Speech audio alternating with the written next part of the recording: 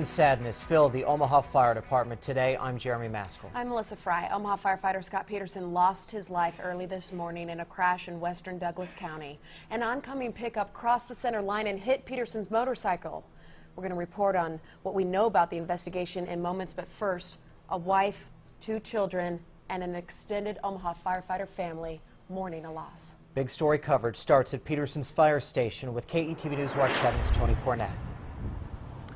This continues to be a very long day for the Omaha Fire Department. It began this morning, as you said, with that horrific head-on collision that claimed the life of what turned out to be an Omaha firefighter, much to the stunning realization of the responders who were there at the scene. And it hasn't gotten any better as the day has gone on, as we learned that the man who was stationed, as you say, right here at Station 33 behind me was one of the department's very best. Fire chief for only a short time, an emotional Bernie Kanger faced perhaps the job's hardest moment. Badges marking the passing of one of his own, 37-year-old firefighter Scott Peterson. Our thoughts and prayers go to his wife, Kara.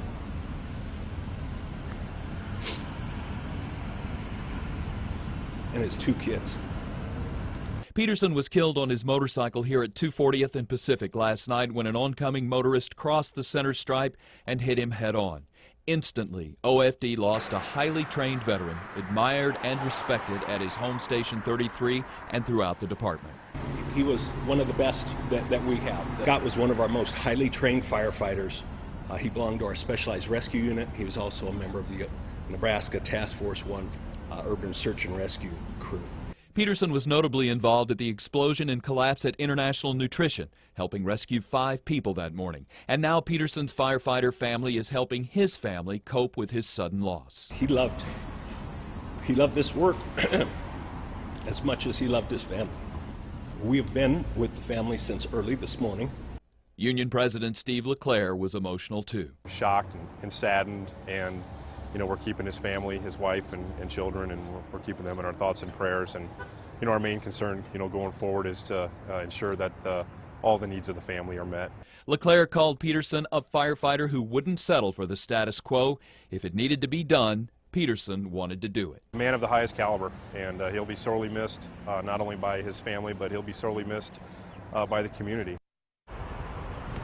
Now, Kanger and LeClaire both spent time with Peterson's family today, offering up the resources of both the city and the union. We understand funeral arrangements are pending. We will have those details as soon as they become available. All right, Tony Cornett reporting live tonight. Tony, thanks.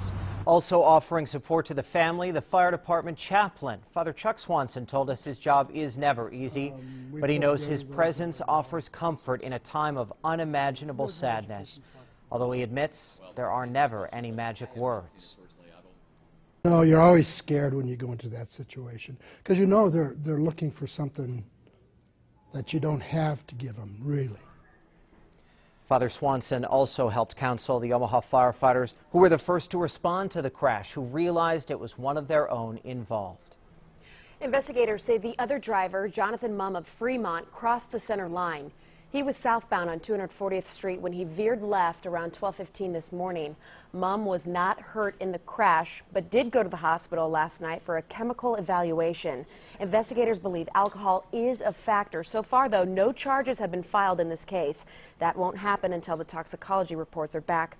That should be in the middle of next week.